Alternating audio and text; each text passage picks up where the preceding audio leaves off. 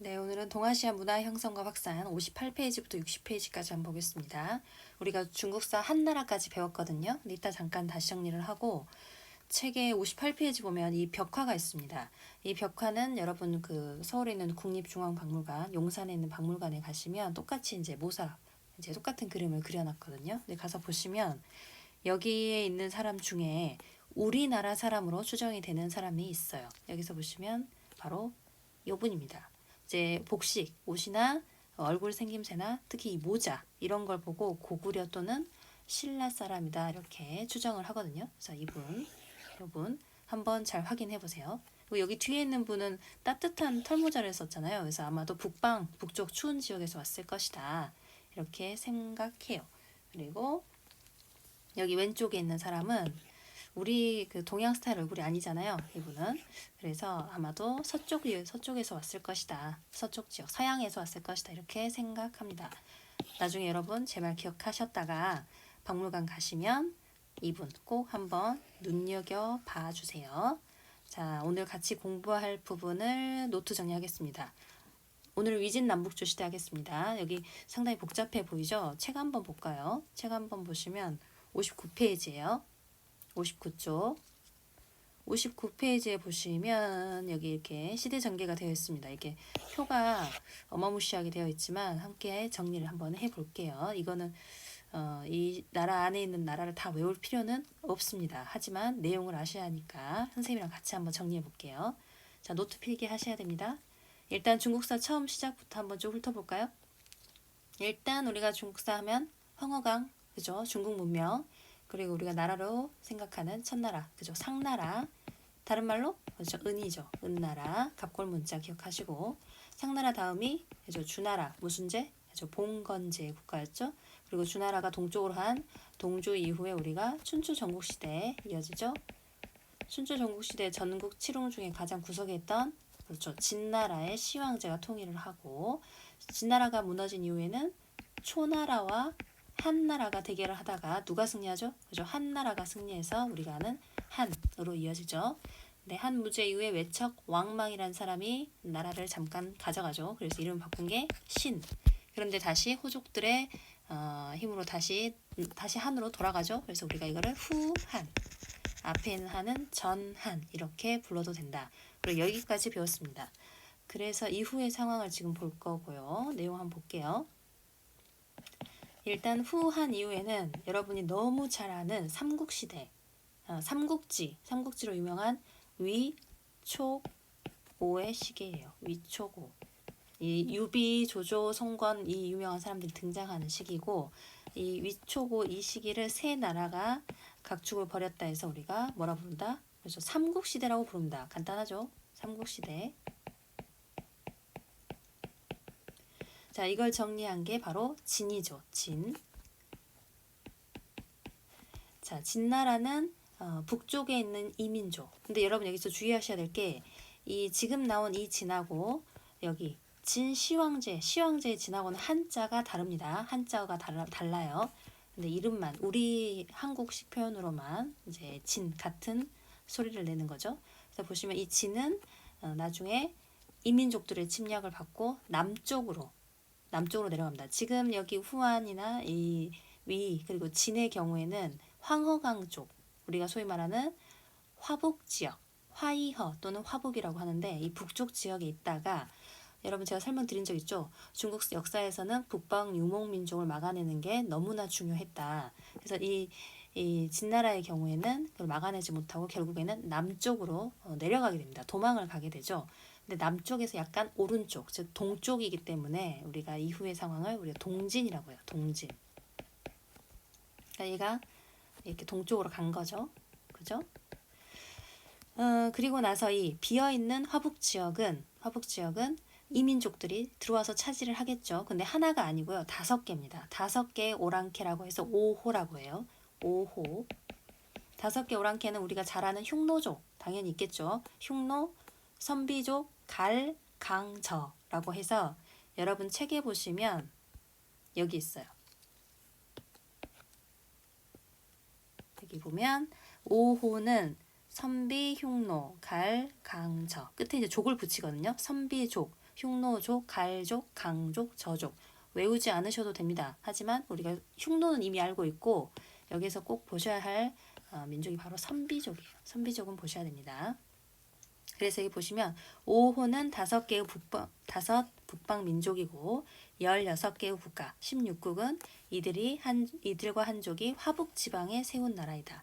화북은 화이여강의 이북, 북쪽 지역. 우리가 아는 황허강 북쪽, 그쪽을 말해요. 그러니까 중요하게 생각하는 땅이죠, 중국 사람들이. 다시 한번 노트로 돌아올게요. 자, 이제 5호 16국이라 쓰면 되겠죠?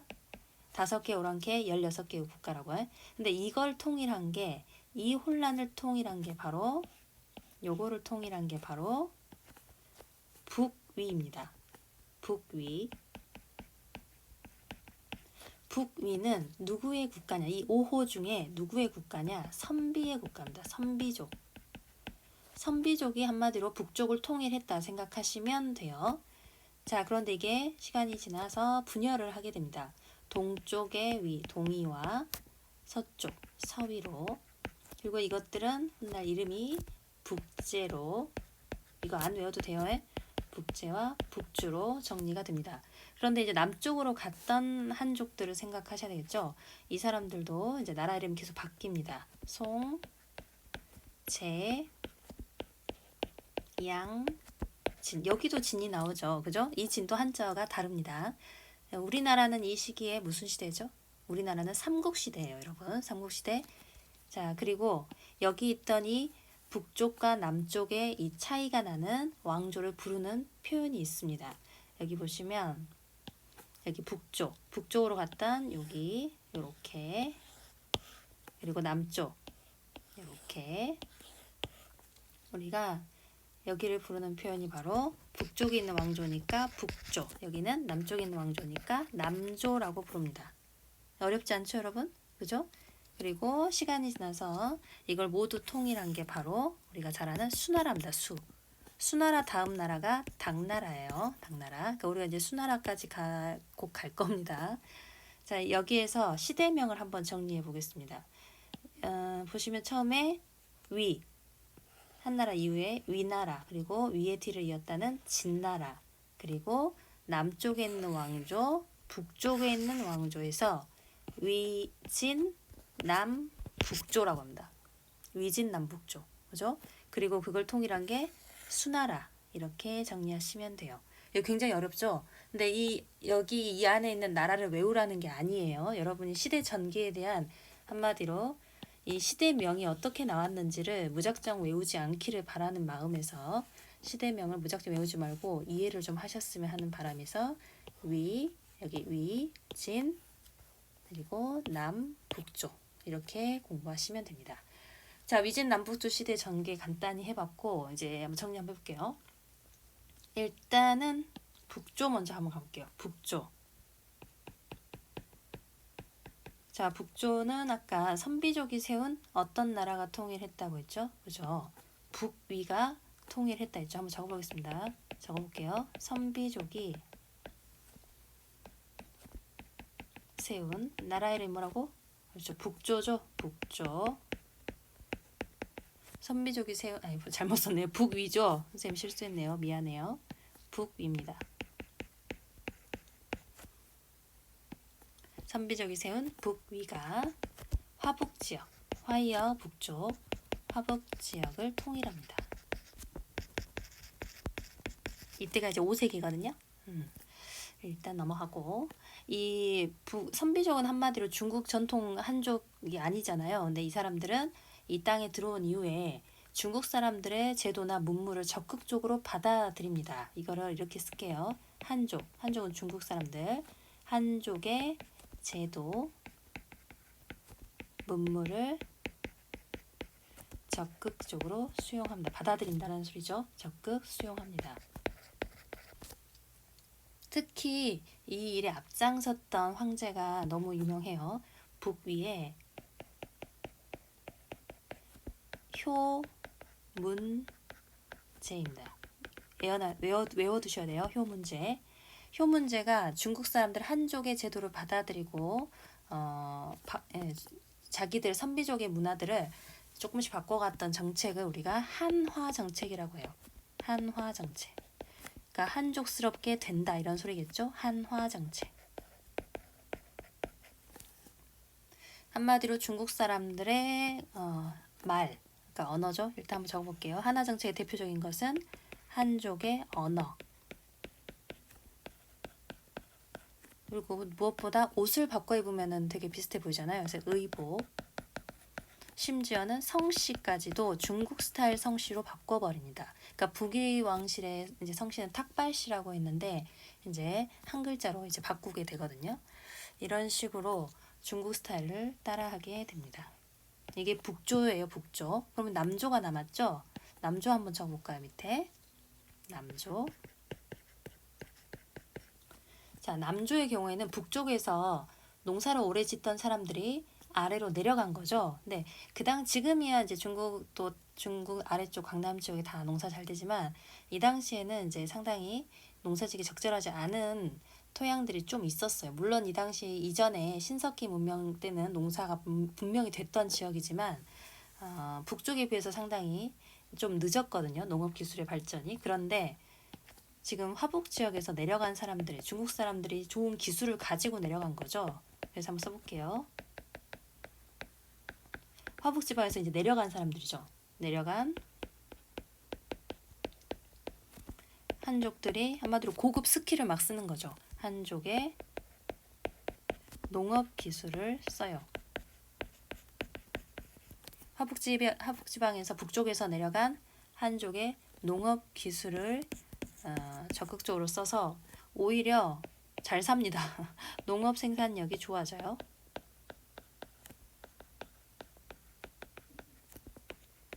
농업 생산력이 좋아지고 전반적으로 경제가 매우 발전하는 시기입니다. 중국 사람들 입장에서는 자존심은 많이 상하겠지만 자기들이 살던 터전을 오랑캐, 그러니까 외국 이민족한테 뺏겨서 자존심은 상하겠지만 사실 경제적으로는 남조가 더 나았다는 거죠. 경제적으로는. 자, 이 내용 한번 책으로 정리해도 되겠죠, 여러분? 59쪽이에요. 59쪽. 자, 59쪽 여기 한번 같이 한번 볼게요. 방금 정리한 내용입니다. 자, 후한이 멸망한 후, 그죠? 중국은 위, 촉, 오 세 개의 나라로 분열됐다. 그래서 이 시기를 뭐라 하죠? 그렇죠. 삼국시대라고 하죠. 삼국시대. 자, 위에 뒤를 이어서 우리가 진으로 정리가 된다. 위에 뒤를 이은 진으로 정리가 되죠. 삼국을 통일했지만 혼란스럽고 북쪽에서 이민족이 밀고 내려오죠. 자, 그때부터 북쪽은 5호 16국 시대가 시작이 되죠. 그리고 도망간 지는 아래에서 약간 오른쪽 동쪽으로, 그래서 동진이라고 부릅니다. 여기 써있죠. 동진. 창장강 이남으로 내려가 동진을 세웠다. 보시면 여기 창장강 보이죠? 여기 수도가 이 창장강 아래에 있어요. 자, 다시 화북지방은 어떤 민족이 세운? 그렇죠. 선비족이 세운 북위가 통일을 합니다. 그리고 아래로 간 거는 동진이죠. 여기 동진 이렇게 가죠. 자, 이처럼 한이 멸망한 이후부터 중국 수나라, 나중에 배워요. 수나라가 중국을 통일하기 전까지의 시기를 뭐라 부른다고? 배웠죠, 여러분? 여기 위, 진, 남조, 북조 해서 위진 남북조 시대라고 부릅니다. 위진 남북조 시대. 자, 북위 한번 볼게요. 북위는 북방 민족과 한족의 갈등을 해소하고 한족을 효과적으로 다스리기 위해서 한족의 제도와 문물을 적극적으로 수용을 하죠. 특히 중요한 인물이죠. 누구? 북위의 효문제. 중요하죠. 효문제는 한족의 언어와 옷을 입어라. 선비족의 성씨를 한족의 성씨로 바꿔라. 이렇게 했습니다. 이 사람의 무슨 정책? 그렇죠. 한화 정책이라고 했죠. 중국 스타일로 하는 거. 한화 정책. 자, 그럼 이제 남쪽으로 내려간 남조의 경우에는 한족이 농사를 잘 지었었죠. 기술을 가지고 간 거죠. 그래서 한족이 앞선 농업 기술을 이용해서 개발을 하다 보니 여기서 강남이라는 거는 이 창장강 아래라고 해서 강남이라고 합니다. 자, 남조의 농업 생산량이 크게 늘어나면서 경제가 발전하는 시기입니다. 여러분 여기 보시면 한번 읽어보세요. 북방 유목민족 그리고 한족 문화가 섞이는 시기가 바로 이 시기입니다. 그래서 의자, 뭐 옷, 뭐 침대, 뭐 이런 거 있잖아요. 한 번씩 읽어보시면 좋겠어요. 꼭 읽어보셔야 됩니다. 여기. 자, 넘어갈게요. 전개 파트에서 사회와 문화 부분에 대해 정리를 할 거거든요. 다시 노트로 돌아가겠습니다. 노트로 넘어가서 자, 2번 문화라고 쓸게요. 문화. 일단 이 시기에는 관리 선발하는 제도 꼭 보셔야 됩니다. 자, 1번.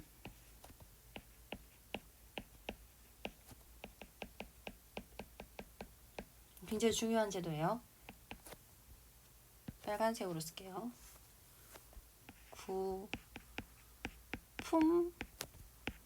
중정제. 구품 중정제입니다. 여러분. 중이에요. 중.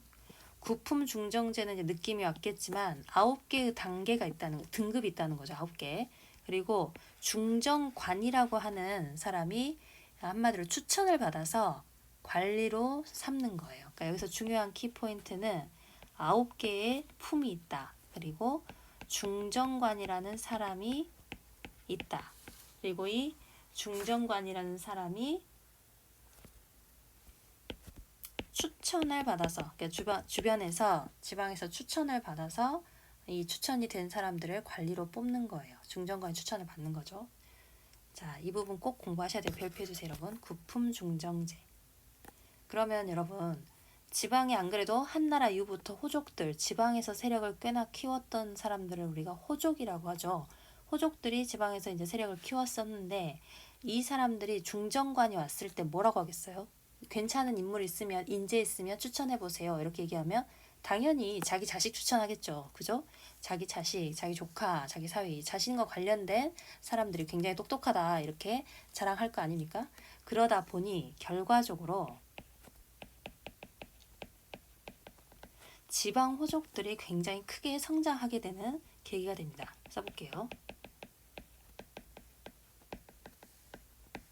지방 호족이 중앙의 관리로 나가게 되는 거죠. 소위 말하는 출세를 하게 되는 거죠. 그러면 이 사람들이 대대로 이런 식으로 대대로 관직을 자기 집안에서 하게끔 하겠죠. 그러다 보니 대대로 관직을 차지해요.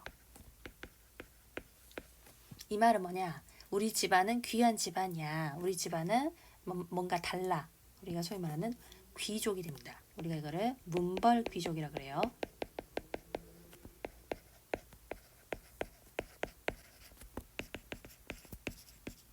이 사람들은 자신들이 가지고 있는 힘을 다른 사람하고 나누고 싶지 않죠. 그래서 자기들 집안끼리 비슷비슷한 집안끼리 결혼합니다.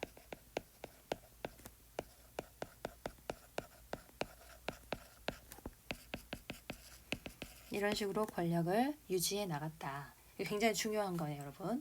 자, 그리고 이 시대에 반드시 보셔야 될 게 하나가 또 종교입니다. 2번 종교.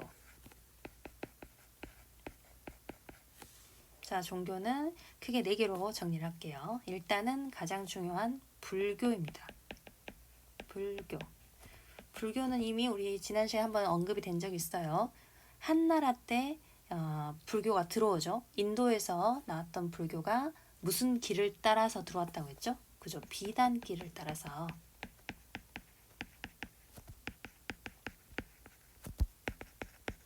한나라 시기. 그러니까 우리 이거 한나라죠? 이전에 배웠던 진한 할 때 한나라 시기에 이제 들어옵니다. 그런데 이 당시에는 왕실과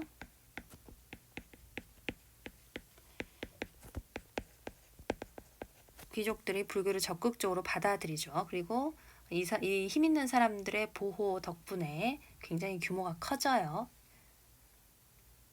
사실 이제 그 당시에 불교 내에 있었던 종교적인 교리 이런 내용을 이렇게 심도 있게 다루지 않고 그런 이제 불교의 교리적인 내용은 너무 어렵잖아요. 그래서 그런 부분에 대해서는 심도 있게 다루던 시기가 아니고 부처님이 행했던 뭐 기적이라든지 영험함 뭐 이런 거 있잖아요. 특별함 이런 거를 왕실에 투영을 시켜요. 그래서 결국에는 자신들의 권력을 유지시키는데, 권력을 더 키우는데 활용을 한 거죠.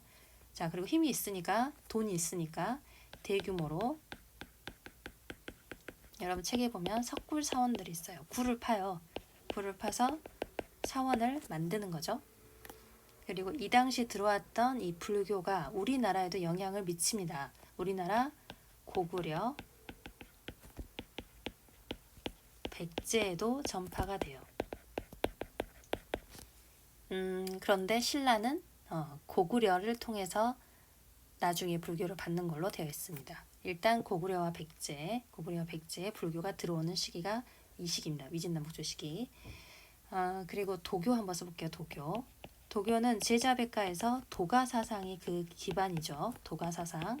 여기에다가 중국 내에 있었던 민간 사상, 민간 설화나 이런 이야기들, 이런 것들이 다 짬뽕이 돼서 만들어진 좀 신비로운 분위기죠. 그래서 도교가 만들어지고, 여기서 또 보셔야 될 게 이제 남조에서, 위진 남북조 할 때 남조요.